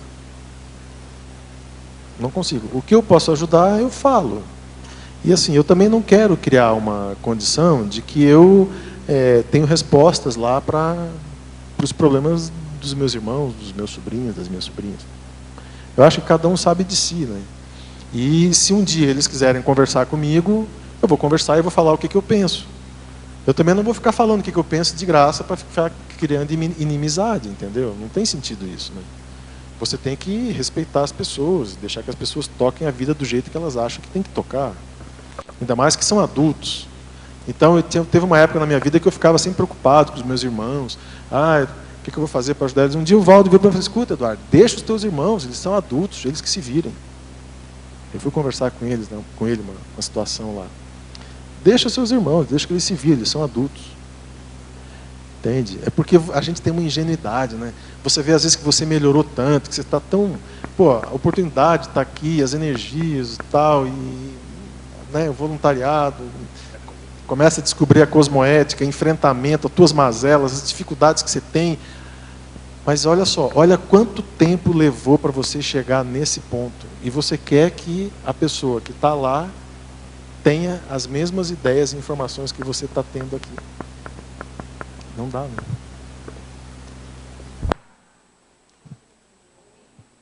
Pergunta e 2 perguntas minhas, tá? Então, a pergunta do Rui é a seguinte: qual foi o fator ou acontecimento que motivou você a escrever esse verbete? Então, eu comentei isso no início, mas o ponto assim que me chamou a atenção foram várias conversas que eu e a Morena temos lá em casa em função do André. E assim, a saúde, por exemplo, o bem-estar do André, as coisas dele, né? O tanto, por exemplo, que não gera incômodo, né, assim, na gente, incômodo crítico, entende? A questão de ter um filho, né? A gente vê casos, situações assim, né, de crianças com a família e na adaptação e dificuldade e tal. E tinha uma época na minha adolescência, por exemplo, eu morria de medo de ter filho, eu não queria ter filho, nem eu nem a Morena, a gente nunca quis ter filho. E eu achava que filho desviava a proex da pessoa. E claro, em muitos casos desvia, né? Lógico, a gente sabe disso na adolescência e tal. E também não estou aqui para fazer apologia de filho. Tá? Eu acho que a proex e oportunidade de você fazer a proex sem filho é incomparavelmente mais ágil, mais, né, do que com filho. Só que você precisa avaliar cada condição. E essa surpresa que eu tive, né, com a chegada do André e a forma como a gente está administrando a situação, e uma coisa que eu não estaria exagerando se eu dissesse que ficou até melhor, melhorou muita coisa, tanto dentro de mim, quanto com a Morena, com ele. Então, assim, eu vi que tinha alguma coisa de diferente no conceito de família, né? Quer dizer, que família não precisa ser uma coisa ruim, não precisa ser uma coisa pesada, não precisa ser uma coisa difícil, né? Desgastante, aquela coisa do grupo karma, né? Grupo karma, ai, meu grupo karma. Entendeu? Se um dia o André falar, ai, meu grupo karma, fazer o quê? Paciência, nós tentamos o melhor, entendeu? Mas, enfim, a gente tentou o melhor, né? Mas é ele. Agora, isso mexeu muito com a gente, entende? E eu conheço aqui na CCCI pais que também passam pela mesma experiência, né? Que o filho não foi um problema, né? Agora, lógico, se o André tivesse vindo há 15 anos atrás, 20 anos atrás, na minha adolescência e tal, em outro momento da minha vida, poxa, ia ser muito difícil eu ter a cabeça que eu tenho hoje, entendeu? Então eu vejo assim que existe uma preparação, quando a coisa é bem assistida, tem um momento certo, tem, né, não atrapalha em nada, tem assistência, você participou junto com os amparadores da situação, poxa, está tudo amarrado, então bola para frente. E agora minhas perguntas, na verdade eu tenho algumas dúvidas, talvez você já explicou, né? Mas, por exemplo, eu queria saber por que você colocou na fatologia, de baixo para cima, quinta linha, né, do mundo cigano ou outra linhagem dificultando o entendimento do universalismo. Eu concordo, eu entendi. Por que você escolheu o mundo cigano? Não, eu coloquei pelo seguinte, na verdade, assim, ó, você já ouviu falar da família judaica? Já ouvi falar família todas cristã, essas famílias. Família cigana, então. Tem regras, né? É justamente para fazer um contraponto. Porque aqui, olha só, nós temos liberdade pensênica, tá? Você tem a liberdade, o estímulo, por exemplo, ao seu autodiscernimento. Tá? Por outro lado, eu coloquei aqui também a discrição na convivência da família evolutiva. Então, ao mesmo tempo que você tem essa liberdade, essa questão de valores, você tem, é imperioso, digamos assim, você ter os cuidados com o processo da discrição do seu comportamento, para você não cair em excessos e tudo mais. Então, essas famílias aqui, cristã, né, judaica e tal, elas são castradoras, porque elas envolvem dogmas, elas estimulam os comportamentos que são comportamentos pouco regrados, né? O nomadismo patológico, você não ter casa, por exemplo, do mundo cigano, né? Você viver naquela condição e todo o estereótipo da questão intraconsciencial do cigano, isso né, te coloca como uma barreira ao processo do universalismo, né? Então, outra coisa que você pode fazer uma comparação é com seus amparadores de TENEPS. Então, eles, por exemplo, são mais técnicos, mais frios, mais, digamos assim, pró-evolutivos, não perde tempo com coisas secundárias, por exemplo, que tem no mundo cigano, no mundo judaico, né, as amarras da religião, tal, essa coisa toda. E aí você vê, a TENEPS é um lugar para você ver o universalismo a partir, né, das abordagens dos teus próprios amparadores, como é que eles trabalham a questão interassistencial contigo. E aí você vai para uma outra pergunta, que é quais dessas famílias que eu tenho mais relação? Né? Então, se é uma família mais cristã, católica, judaica, cigana, né? E quais amarras que eu trago dessas famílias anteriores, das quais eu participei, e que aqui, por exemplo, eu expresso ainda, né, de maneira sem lucidez, né? Nesse sentido. Então, e aí tem na parafatologia, na terceira linha, a hipótese de consciência interprisioneira ressomar na condição de escrava da genética familiar, dificultando a aproximação de grupos evolutivos. Como assim, escrava da genética? É porque, a gente comentou, essa condição é o seguinte, a pessoa, a consciência está lá nas séries existenciais dela, tá? Conflitos, dificuldades, gerando problemas e tal em várias vidas.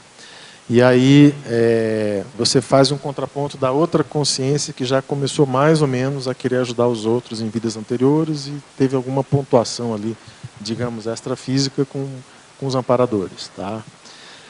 Aí as duas estão lá, uma bem enrolada, outra enrolada, mas começando a se desenrolar. Uma vai para o curso intermissivo, a outra não vai. As duas dessomaram. Tá? Então, as duas vão ressomar. Uma depois do curso intermissivo, a outra não fez curso intermissivo. A que fez curso intermissivo foi apresentada para todas as cacas, todas as mazelas, todas as vidas dela do passado, tudo que aconteceu com ela no passado. Tá? E aí ela vai olhar e falar, talvez eu tenha que, né, corrigir essa questão, tal, meu comportamento. Tá. Então vamos pensar numa família para você. Sua família é aquela lá, ó. Aí você fala, acho que realmente vai fazer bem para mim, aquela família lá e tal. Porque seu pai tem essa característica, com a característica que você tem, tal.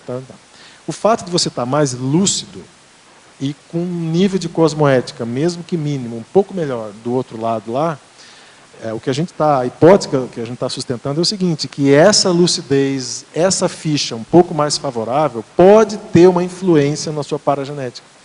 De modo que você não sofra a influência da genética dos seus pais de uma maneira assim, total. Entende? Você conseguir trazer um pouco da sua paragenética para cá. E a sua paragenética é a lucidez. Né?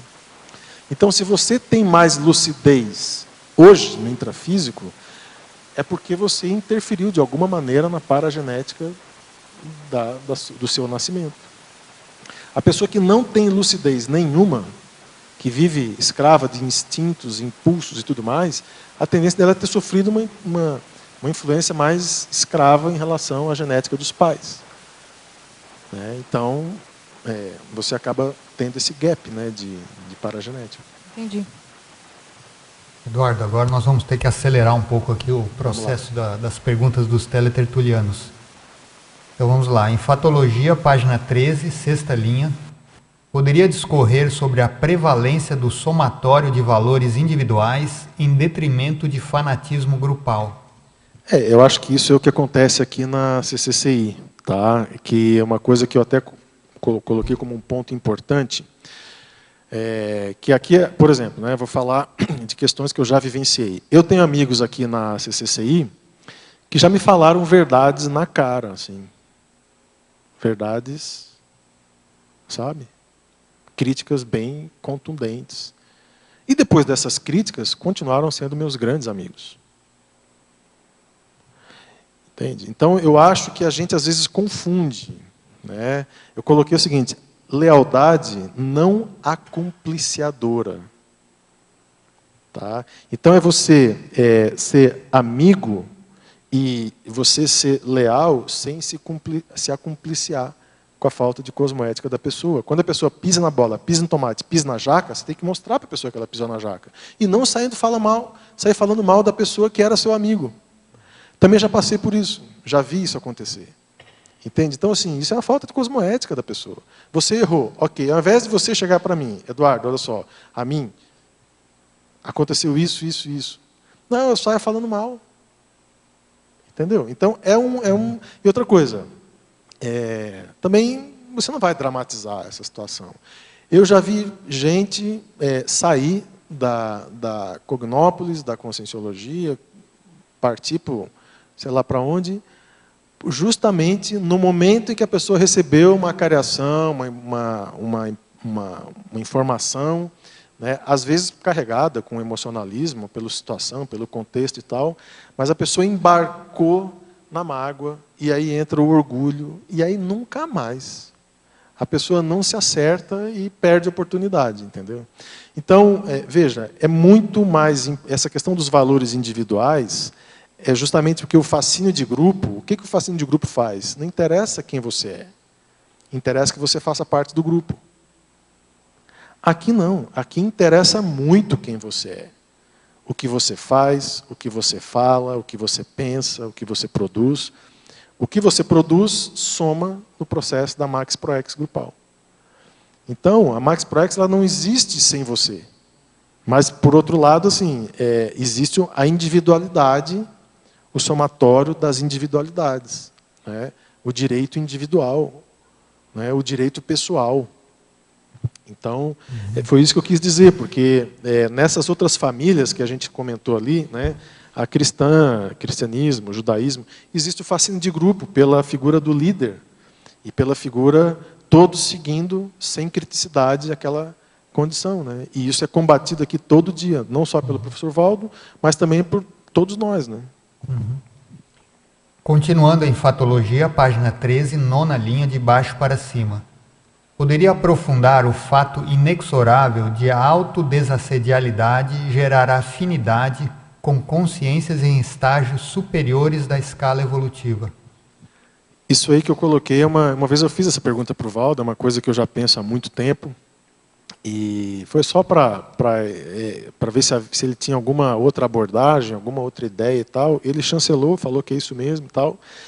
Que, na verdade, é o seguinte, as dificuldades de relacionamento surgem por algum ponto, normalmente mútuo, né? Não é padrão, mas normalmente um conflito sempre entre duas partes, né? Tem um conflito íntimo, mas assim, por algum ponto de assédio, por algum ponto cego, uma dificuldade de entendimento, tá? Dessa condição. Quando você desassedia esse ponto, quando você põe um holofote nessa condição, o que acontece normalmente é que você, compreendendo você mesmo, você vai começar a compreender uma outra pessoa. Normalmente aquela pessoa que tinha conflito com você. Tá? E é possível até você chegar num ponto de afinidade maior com aquela pessoa. Num outro patamar, por exemplo, você pega uns amparadores que você não conhece. Tá? Chega aquelas consciex da paralelocologia que o professor Valdo fala, né, aqui na Mini. Você, sem conhecer a pessoa, a consciex, o professor Valdo fala na consciex, você já sente uma afinidade pelaquela consciex. Lógico que é do passado. Mas até que ponto não é porque você está desassediado? Porque se você tivesse autoassediado, você não ia ter afinidade muito com as pessoas, porque você está com coisa ruim dentro de você. Tem coisa mal parada dentro de você. Isso dificulta a afinidade, né, com outras consciências mais evoluídas e tal. Então, o que eu quero dizer é o seguinte, as consciências mais evoluídas, elas são harmônicas por si. Quando você começa a desenvolver mais harmonia dentro de você, naturalmente você estabelece afinidades com essas consciências mais evoluídas. Foi isso que eu quis dizer. É razoável, né? Ainda em Fatologia, página 13, quarta linha de baixo para cima. Você já comentou, mas poderia falar rapidamente. Poderia falar a respeito da importância da discrição e do autoposicionamento na convivência diária. Aonde que está? Na página 14? Página 13, quarta linha de baixo para cima. Ah, tá. A noção... Não, a importância da discrição e do autoposicionamento na convivência diária. Então, esse foi um outro ponto que eu coloquei, considerando como um ponto importante, que é o seguinte. posicionamento não quer dizer falar o tempo todo ou chamar a atenção. O autoposicionamento é consigo mesmo, antes de tudo. E ele é silencioso. Tá? Então, a pessoa se posicionar, ela ter uma opinião, uma ideia sobre aquele assunto, aquelas questões, aquela condição, aquela pessoa. Tá?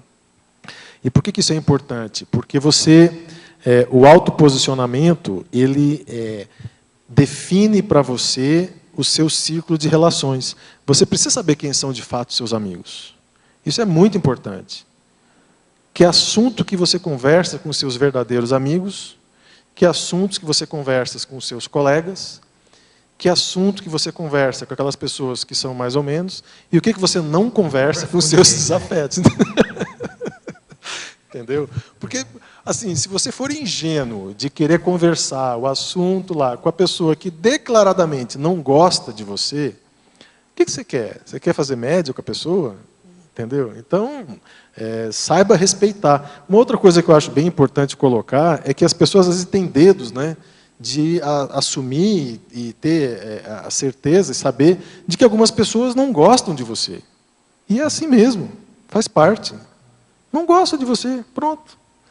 Você não precisa se estressar, mostrar que você melhorou, mostrar que você é uma outra pessoa, mostrar que você tem trafores. Esqueça, deixa que as pessoas não gostem de você. Faz parte. Agora, tem pessoas que gostam de você. Entendeu?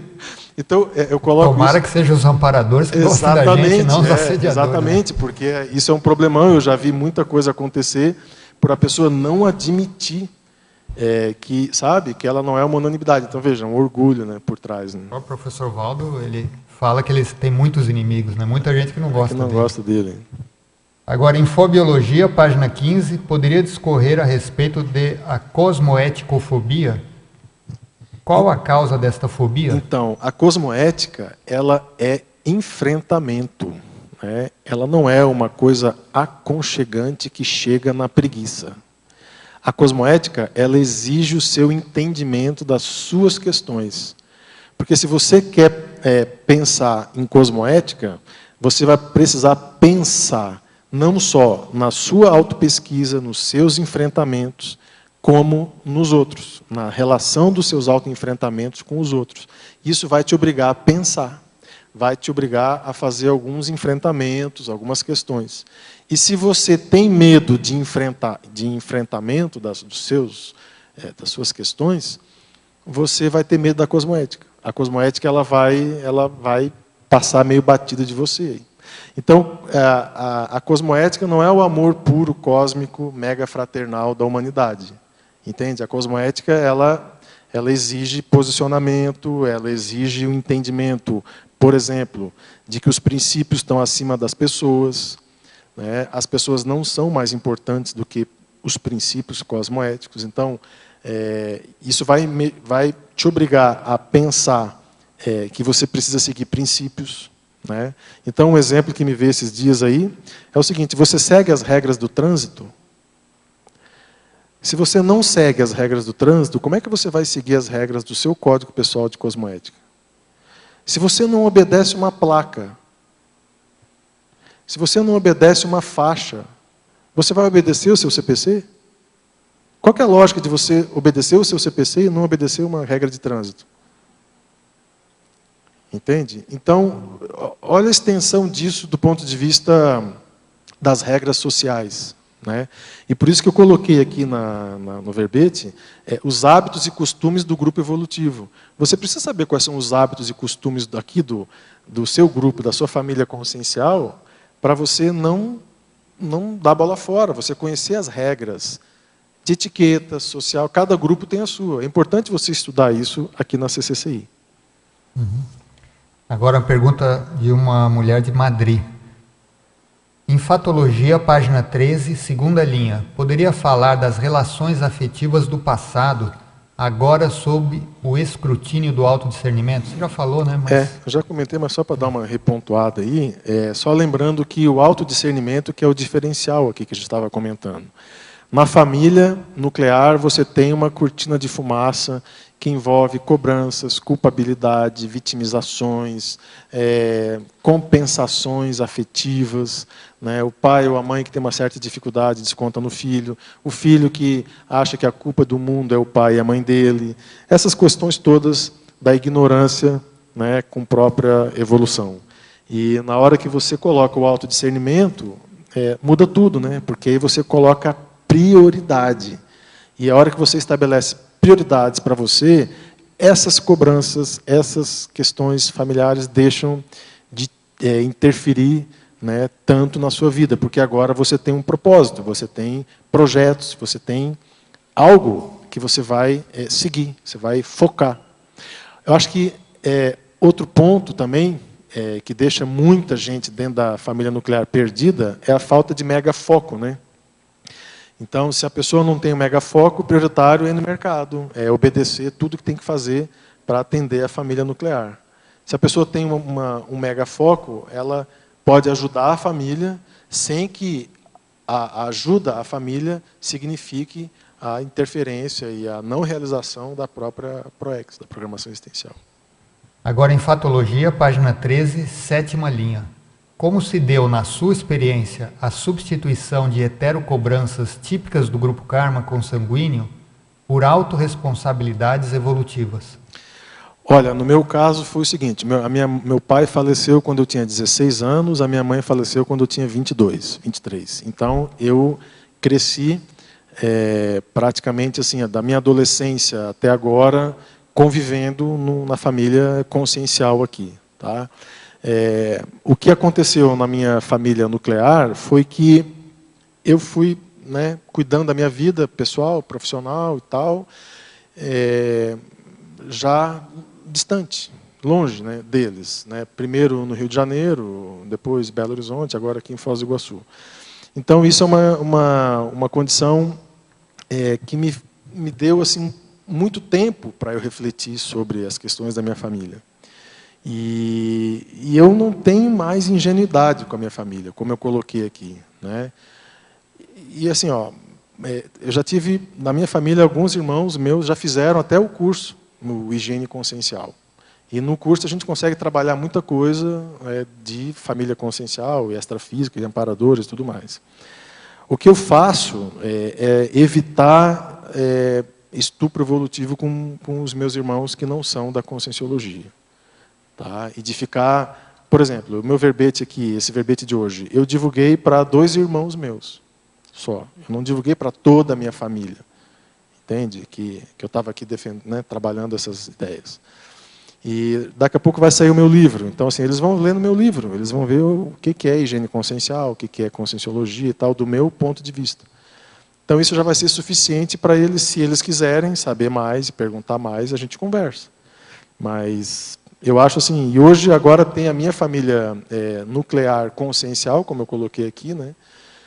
Existe a vida pessoal, vida profissional e tal, e é muita demanda intraconsciencial para eu ficar preocupado com a minha família nuclear, né? Porém, quando surge uma demanda ou outra e tal, que me ligam e tal, eu procuro atuar, procuro não falar não, né? Mas eu não fico cavando coisas assim o tempo todo na minha família. Agora, em Fatologia, página 13, 9ª linha. Teria alguma casuística pessoal em relação à autocompreensão advinda de interconvívio grupal, evidenciando a consim a própria realidade milenar, sem dramas e ou vitimização? Onde é que está isso? Está na página 13, 9ª linha. A autocompreensão advinda de interconvívio grupal, evidenciando a consciência a própria realidade milenar, sem dramas e vitimização. Bom, isso aqui é o dia a dia da CCCI, né? Eu acho que, depois de muito tempo de conscienciologia, você vai passar por algumas acareações, vai passar por alguns erros, furos, vai passar por muitos acertos, vai ter grandes amigos, vai ter pessoas que, como eu falei, não gostam de você, o que é natural, e as suas verdades vão vir à tona. Então, assim, aqui as coisas são muito públicas, né? É tudo muito exposto. E aqui as pessoas sabem muito mais de mim do que a minha própria família nuclear. Então, conhecem muito mais meus trafores, esquemas e tal aqui do que a minha família nuclear.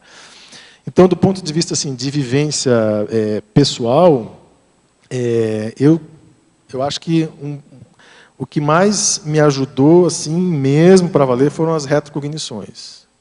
Isso, para mim, foi mais impactante. E aí eu pude colocar essas retrocognições e fazer um cotejo aqui com a situação na Cognópolis, na CCCI, né, o momento evolutivo e tal, e fazer alguns ajustes, assim. Eu acho que, mas não coloco tudo na retrocognição, não. Eu acho que antes de eu ter essas retrocognições, eu acho que a própria convivência aqui já tinha me pontuado muita coisa. Uhum. Ainda em Fatologia, página 13, final da 7ª linha, de baixo para cima. Poderia comentar da possibilidade de qualificar a família nuclear com valores da família consciencial? Como ocorre essa qualificação? Então, por exemplo, a gente fez aquela brincadeira aqui no início, né? Mas, por exemplo, você pode falar para o seu filho que, poxa, que ele não deve nada para você. Entende? Que ele tem que seguir a vida dele. Que ele tem que se estudar e tem que tocar a vida dele para frente. Você vai dar toda a força para ele. Isso é um valor consciencial. Você está priorizando a consciência, não está pensando em você, no seu ego de pai. Você sabe que existe essa condição, né? Eu não conhecia, eu fui apresentado para ela. Você agora é pai. As pessoas te tratam diferente, entendeu? Como se... gente, mudou nada, não. Eu cheguei em casa um dia, eu contei para a Morena, aconteceu uma situação no hospital esses dias, assim, eu cheguei em casa e falei, nossa, que coisa diferente é essa que aconteceu, né? Então, existe uma situação social que é impressionante. As pessoas te olham como se agora tudo fosse diferente, entendeu? Mais responsável, né? Mais responsável, mais isso e tal. Eu falei, poxa, tudo bem.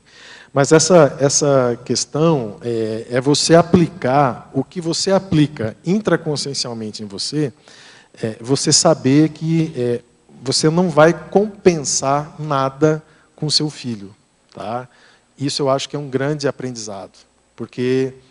por exemplo, você pode se achar o bacana porque agora você é pai. Você pode usar o ego de mãe, porque agora você é mãe, então, né, a mãe e tal. Mas você pode guardar isso na gaveta ali e usar isso na dose certa e saber que você continua sendo consciência igual, com muito mais responsabilidade agora, né, com o filho e tudo mais. Então, é aplicar os conceitos de conscienciologia dentro da sua casa. Professor Eduardo, em Fatologia, página 15, você vê que a Fatologia hoje está chamando atenção, hein? Fatologia, página 15, 5ª linha. 14. Página 14, exatamente. 5ª linha. Poderia exemplificar sobre a confusão doentia em cobrar do grupo evolutivo as demandas primárias da família nuclear? Pô, perfeito a colocação. Então, isso aqui é o seguinte, né? A gente comentou, meio en passant, mas acontece da seguinte maneira, é a carência afetiva familiar, né? Então a pessoa tem um curso intermissivo avançado lá, né? Nasceu sem pai, não tinha pai, foi criado só pela mãe, ou o contrário, foi criado só pelo pai. Ou chegou numa situação de muito contrafluxo no grupo karma, né? Muita dificuldade. Grupo karma bombástico ali, tá? Mas a consciex era uma consciex bem avançadinha ali, tal, fez um curso avançado, tudo mais. Então, a hora que ela chega, né, nessa questão da família, a família para ela ganha uma condição assim, um significado para ela. Ela pode perder esse significado.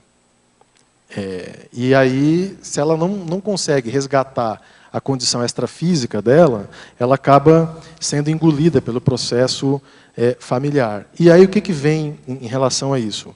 A família torna-se um local de cobrança ostensiva, tá, dela. E aí, beleza, ela fica naquilo muito tempo. Tá? A hora que ela descobre o grupo evolutivo dela, a hora que ela chega aqui, ela chega sobrevivendo de guerra. Ela chega distorcendo o processo do afeto, por exemplo. E aí ela cai naquela condição que eu coloquei ali, né? Então, o epicom é irmão dela, o outro epicom é o pai dela, aquela EPICOM lá ajudou muito ela, então é quase que uma mãe para ela, sabe? E aí ela abre a oportunidade para ser muito manipulada. E ela perde a criticidade da situação. Entendeu? Então, na CCCI, 2 princípios fundamentais amizade e profissionalismo. Amizade e profissionalismo. É isso. Isso que contribui para o processo da família consciencial. Se você começa a extrapolar demais essa condição e começa a ver irmão, pai e mãe onde não tem, você perde a sua criticidade. E aí você perde oportunidades, né, de assistência. Agora, professor Eduardo, em Paradoxologia, página 15, primeira linha. Poderia exemplificar o paradoxo de a justiça do paradireito poder ser punição evolutiva? Olha, aqui eu acho que isso acontece quando a pessoa tem ponto cego, que não enxerga, não quer enxergar, e começa a tomar pancada, e vai apanhando daqui, apanhando dali, todo mundo fala, a pessoa não escuta, todo mundo fala, a pessoa não escuta, todo mundo fala, a pessoa não escuta. O que acontece? Ninguém consegue conviver com a pessoa. E aí é o que surge, inevitavelmente, algum tipo de punição. Infelizmente, é isso que acontece. Então, se a pessoa quer ter um nível de convivência mais harmônica, coloque um holofote nos seus pontos cegos. O seu ponto cego é um ponto, um traço, pode ser um local ali do seu comportamento, uma situação que você não enxerga em você. Mas isso pode incomodar os outros. E à medida que você vai galgando e ganhando funções de liderança, você vai incomodar muita gente. E se você está numa liderança de uma IC há muito tempo, com muito ponto cego, olha, e com a cariação, e você não muda o comportamento, não muda o jeito, não muda a forma de ver, e vai, chega um ponto que não tem jeito, vai dar crepe. E eu quero colocar justamente isso. O paradireito, ele permite que todos os seus direitos, você tem direito ao processo da cosmoética, da convivência. Mas você começou a cair muito na cegueira e não se enxergar. Acho que não se enxergar é falta de recim, né? A pessoa não consegue não recicla, fazer não faz reciclagem, né? Então vamos à última pergunta aqui. Tecnologia, página 14. Como funciona na prática a técnica da autorrefutaciologia em relação ao tema do verbete?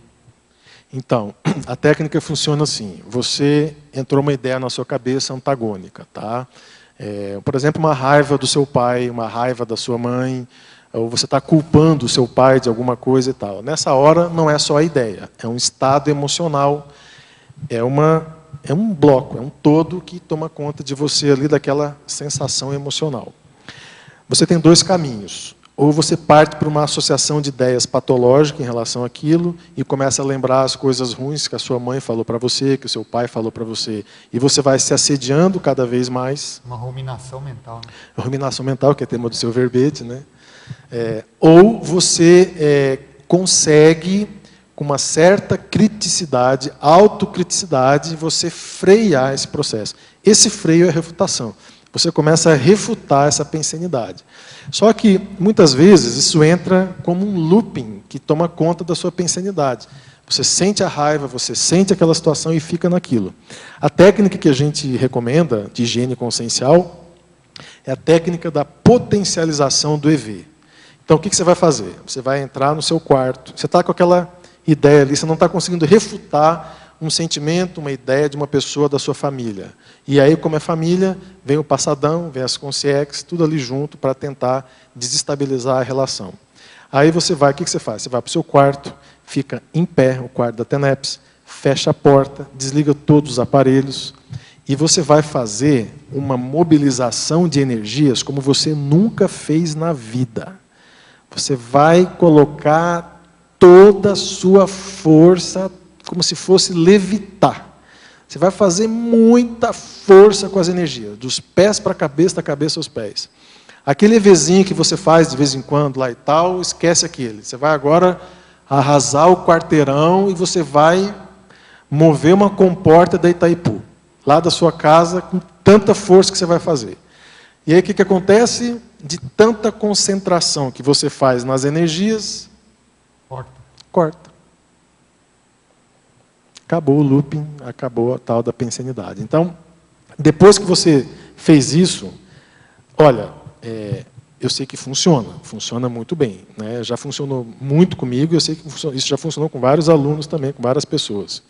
Mas, depois disso, você precisa fazer uma análise do porquê que você estava pensando mal daquela pessoa, agora com a sua cabeça limpa, com a sua cabeça desassediada, harmônica, né? Você escreve lá, né? Faz um relatório, para você não fazer mais isso, não pensar mais mal daquela pessoa, perdoar a pessoa, limpar e deixa, né, que a coisa se resolva. Mas, da sua parte, você não alimenta mais mal aquele processo.